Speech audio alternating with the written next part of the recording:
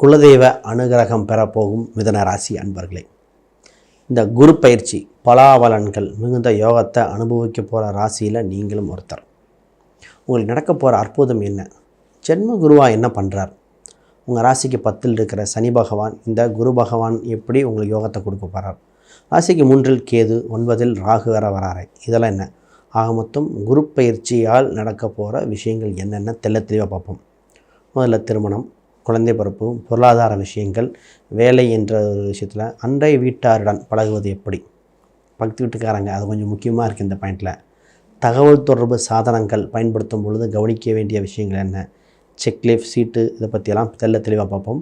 முதல்ல அனைவருக்கும் வணக்கம். நான் உங்கள் ஸ்ரீ சுபம் விஜயகுமார். புதுசாக பார்க்குறவங்க சப்ஸ்கிரைப் பண்ணிக்கோங்க. கேள்விகள், சந்தேகங்கள் இந்த வீடியோ பார்த்துட்டு இருந்தால் கீழே கமெண்ட் பண்ணுங்கள், பதிலளிக்கப்படும். ஃபஸ்ட், இந்த ராசிக்கு குரு பகவான் உங்கள் ராசியில் வந்து 5, 7, 9 பார்த்து சுப பார்வையாக இருக்கார். இதில் குரு அதிசார குருவாக இருக்காருங்க. அது அதிசார குரு வேகமாக இந்த ராசிக்கு அடுத்த கட்டத்துக்கு வேறு வெளியே போகிறார். அப்போ கடகத்துக்கு பயந்து உச்சம் பெறுகிறார். அங்கே சில மாதங்கள் 3 மாதம் பக்கம் இருக்க போகிறார். அக்டோபர், நவம்பர், டிசம்பர் வரைக்கும். அப்போ மீண்டும் இங்கே வரார். பொதுவாக இப்போ ரீசண்டாக இந்த மிதுன ராசிக்கு குழந்தை பிறக்கிறவங்க எல்லாமே குழந்தை கொஞ்சம் முன்னாடி பிறந்திருக்கும். அதாவது 10 மாதம் இல்லாமல் 9, 8.5 கொஞ்சம் ப்ரீமெச்சூர் பேபியாக பிறந்தவங்களுக்கு நிறைய பேர். இந்த குழந்தை கன்சீவாக இருக்கிறவங்க மிதுன ராசியில் ப்ரீமெச்சூராக வந்துருமோன்னு எதிர்பார்க்குறவங்களும் நிறைய பேர். இந்த கோச்சார கிரக நிலை அப்படி இருக்கிறது. முதல்ல முக்கியமான விஷயமான குழந்தை என்ற ஒரு விஷயம் பாக்கியம் உண்டு. குழந்தை பிறக்க இந்த வாய்ப்பு இந்த ஜாதகத்தை ரொம்ப நாளாக குழந்தை வாய்ப்பு உண்டு. அதனால் ப்ரீமெச்சூர் பேபியாக இருக்க வாய்ப்புனால ஜாதக டீட்டெயில் பார்த்து அது என்ன சரி பண்ணிக்கோங்க. இது முக்கியமான பாயிண்ட். ரைட், அடுத்து போவோம். இந்த மிதுன ராசிக்கு குறிப்பாக 6ஆம் அதிபதியை 11ஆம் அதிபதியாக இருந்து செவ்வாய் நல்ல ஸ்தானத்தில் பயணிக்கிறார். வேலை செய்யும் இடத்தில் நல்ல வளர்ச்சி உண்டு. வேலையில் ரொம்ப கஷ்டம் இருக்காது, கொஞ்சம் ரிலாக்ஸேஷனாக இருக்க போகிறாங்கம்மா. இப்போ கடின வேலையாக இருந்தால் வேறு வேலைக்கு மாற போகிறீங்க, கொஞ்சம் ரிலாக்ஸாக இருக்க போகிறீங்க. சின்ன ஒருத்தங்க சிலர் பிரேக் எடுக்கிறேன், ரொம்ப கொஞ்சம் ஒரு 2 months எனக்கு பிரேக் வேணும்னு எதிர்பார்க்க பிரேக் கிடைக்கும்.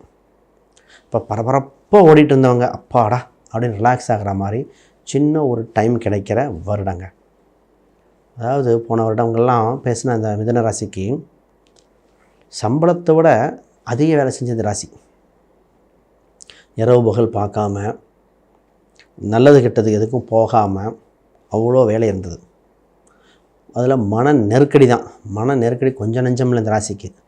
அப்படி இருந்தவங்க இப்போ என்ன நடக்க போகுது அப்படின்னா, நல்ல சுபிட்ச கிரக சூழ்நிலையில் ஏற்படுகிறது. மனதுக்கு பிடித்த சூழ்நிலை உண்டு. பூர்வீக குலதெய்வ கோயில்கள் சென்று வர அம்சம் உண்டு. ஃபஸ்ட்டு சந்தோஷமான சூழ்நிலை. வேலையில் பளு குறையும். ஆனால் வேலை இருக்கிற இடத்துல எதிரிகள் விலக போகிறாங்க. உங்களுக்கு மனதுக்கு பிடித்த வேலையாக அமையப்போகுது. ஹார்ட் ஒர்க்கு ஸ்மார்ட் ஒர்க்குக்கு வர போகிறீங்க. ரைட், திருமணம் உங்கள் ராசிக்கு 7ஆம் இடத்தில் குரு பார்வை. 7ஆம் அதிபதியாக வர திருமணம் என்ற ஒரு சம்பவம் இனிதே நடக்கப் போகிறது. ரொம்ப நாளாக திருமணம் சம்பந்தப்பட்ட தடை ஏற்பட்டிருந்தது. திருமண தடைகள் விலகிற காலகட்டம் வந்தாச்சு. திருமண பாக்கியங்கள் உண்டு, அது நல்ல வழியாக இருக்கும். 9ஆம் பாவத்துக்கும் குரு பார்வை உண்டு.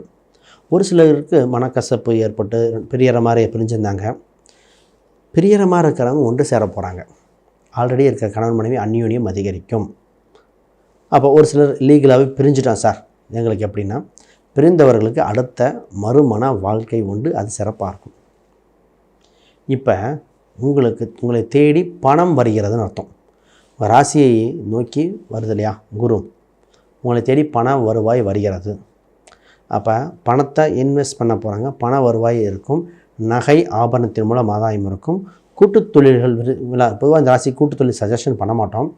டெம்பரவரி கூட்டு மூலம் விலாசமாக டெவலப் ஆகிற சூழ்நிலை உண்டு. இப்போ ஒரு வளர்ச்சி பாதையை நோக்கி போகிறீங்க. பிஸ்னஸ் 10ஆம் இடத்தில் சனி பகவான், அவரே 8, 9, 10 குறிவர். 10ல் சனி பகவான் இருக்கும்போது பொதுவாகவே என்ன விஷயம்னா, ஒரே நேரத்தில் பல தொழில்கள் பண்ண வச்சிடும். ஏன்னா சனி பல தொழில் பண்ண வைக்கும். இதில் கூட்டுக்கு வந்து கேட்பாங்க, கூட்டாக பண்ணுறேன். வேலையாட்கள் நல்ல உங்களுக்கு டெவலப் பண்ணி கொடுக்க போகிறாங்க. இந்த நேரத்தில் உங்களுக்கு பொருள்லாம் நீங்கள் தயாரிக்கிறது ஒரு பக்கம் இருக்கும், வாங்கி விற்கிறது ஒரு பக்கம் இருக்கும். அப்போ வெளிநாடு வெளி மாநிலத்திலிருந்து வாங்கி விற்கக்கூடிய அம்சங்கள் வருகிறது. பொதுவாக இந்த நேரத்தில் வேலை சம்மந்தப்பட்டதில் கொஞ்சம் சீர்திருத்தம் பண்ண வேண்டியது உண்டு. அவசரப்படாமல் கொஞ்சம் பொறுமையாக ஸ்டெப் பை ஸ்டெப்பாக பண்ண வேண்டியது உண்டு.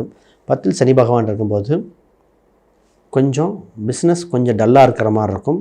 அதற்கு இம்ப்ரூவ் பண்ணுறதுக்கு என்னென்னா, லாபத்தை குறைக்கிறது தான் பரிகாரமே.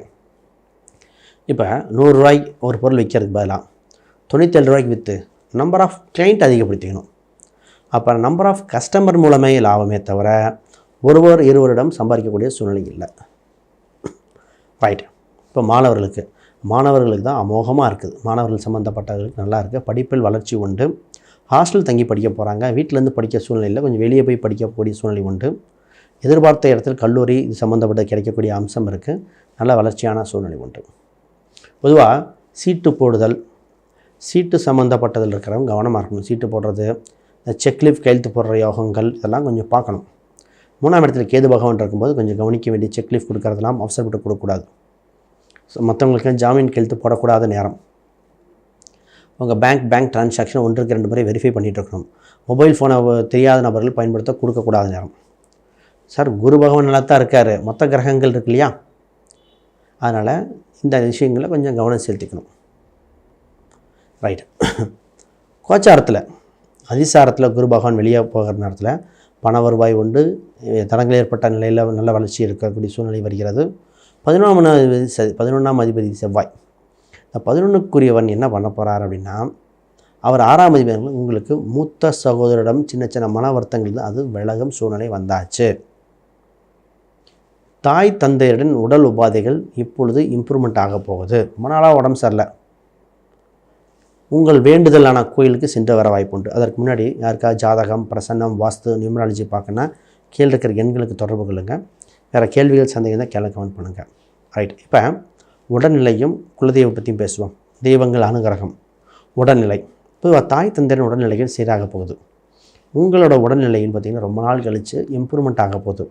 உங்களுக்கு ரொம்ப நாளாக பார்த்திங்கன்னா ஏதோ ஒன்று தெரிஞ்சு தெரியாமல் ஒரு என்னன்னே தெரியலைங்க, ஒரு தொந்தரவாகவே இருந்தது, அதோட பிரச்சனைகள் சால்வ் ஆக போகுது. இப்போ உங்களுக்கு நிறைய விஷயங்கள் கற்றுக்க அனுபவம் வரப்போகுது.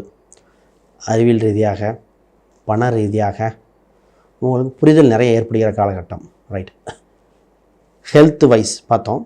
இப்போ உங்களோட வெல்த்தில் உங்கள் கையிருப்பு பணத்தை சேமிக்க வேண்டியது மாரிடம் கொடுத்தாலும் வராத சூழ்நிலை. இப்போ கையிருப்பு பணத்தை மட்டும் கொஞ்சம் கெட்டியாக பிடிச்சிக்க வேண்டியது. நகை வாங்கும் யோகம், நகையெல்லாம் வாங்க போகிறீங்க. வெள்ளியால் ஆதாயம், வெள்ளி சம்மந்தப்பட்ட பொருட்கள். பொதுவாக இந்த ராசி கொலுசு அணியணும்.